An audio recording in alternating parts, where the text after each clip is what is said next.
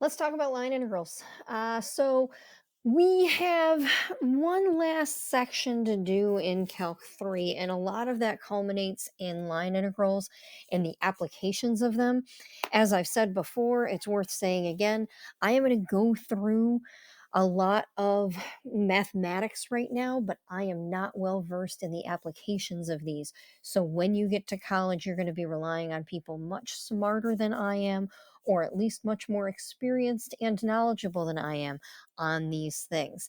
So let's say we have to evaluate a line integral. A line integral looks different than the other integrals that we've talked about so far. It's the integral of along C of f of x y ds. What? There are four variables there. Holy crap, that's weird. What we've dealt with before is if I had f of x y, then at least here I had a dA, and this was a double integral. But now all of a sudden I have an S? What the heck is that? And what's the C thing?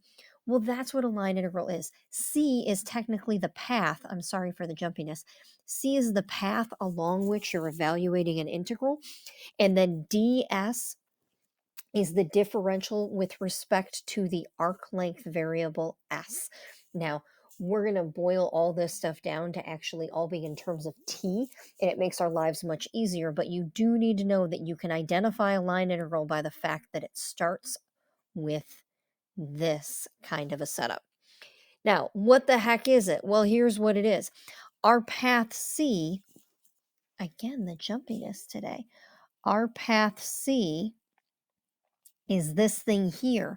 I'm going to integrate along C, but I'm going to integrate along C where f of x, y is a function that tells me the height of path C.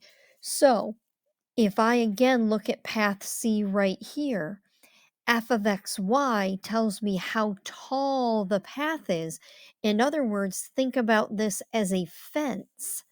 And the line integral will get you the area of this fence of varying height. All right. That is one interpretation of a line integral that I'm going to use as we get started. Now, how are we supposed to evaluate it? I've got an X, I got a Y, I got an F, I got an S, I got a C. There's a big squiggle in the front. What the heck is all of that stuff? Well, here's what it is. Whether you're in 2D or 3D, you can get everything into terms of T based on the path C. What we're going to do is we are going to define that path using a parametric or vector valued function. That function is going to be in terms of t, which means everything can be in terms of t, and a and b are your starting t values. So we'll call that t1 and t2. Okay, so a line integral goes from the integral of f of x y ds to the integral from t1 to t2 of f of x of t y of t times the square root of x prime squared plus y prime squared dt. Why does that make sense? Well, technically that makes sense because this is the height of your fence. And this is incremental small subsections of the base of your fence, because the square root of x prime squared plus y prime squared is really a pseudonym for the Pythagorean theorem or the distance formula. So we're taking little tiny distances along the bottom and multiplying them by the height. And so we are doing the integral of base times height. If I come up here, what we're really doing is we are multiplying the length of the base times the height to find the area of each section, and then we're adding all those sections together. If nothing I just said made sense, here's what the math looks like. Integrate or evaluate the integral with respect to c of 1 plus xy ds, where c is the quarter circle described by this vector valued function on the time interval from 0 to pi over 2. Okay, what that means here is x equals cosine t. because like I said, c is going to be defined by a parametric or vector valued function. The component of I is really like your x component. The component in front of j is your y component. So when I go to evaluate the integral of c of 1 plus xy ds, this is f of xy. That's supposed to turn into the integral from t1 to t2 of f of x of t, y of t, multiplied by the square root of x prime squared plus y prime squared dt. If we do that for this function, that means we are going to end up with the integral from 0 to pi over 2. Now, f of x of t, y of t means instead of 1 plus xy, I have 1 plus cosine t, which is x, sine of t, which is y. And then I'm going to multiply that by the square root of the sum of the squares of the derivatives.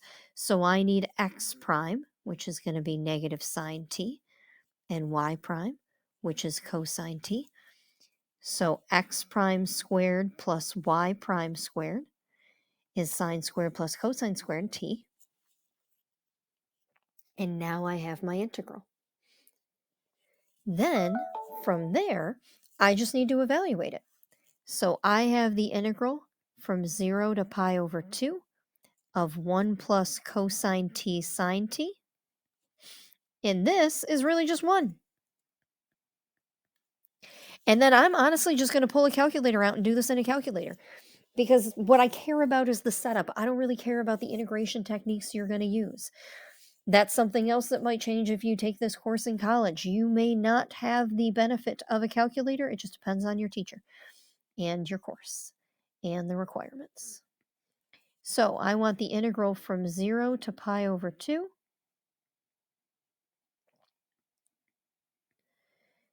of 1 plus cosine t sine t.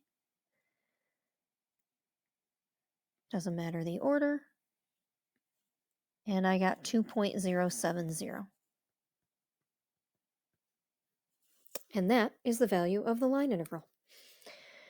Now, again, what does that mean? It's technically like the area of the fence. Now, area is kind of a strong word. It's like the net area of the fence, because technically f of xy might at some points be negative, but we're not going to worry about that, especially because on the interval from 0 to pi over 2, it would always be positive. So this would be technically area. Alrighty, let's do another one. Evaluate the integral of x squared minus y plus 3z ds, where c is the line segment given by r of t equals t 2tt from 0 to 1. Fine.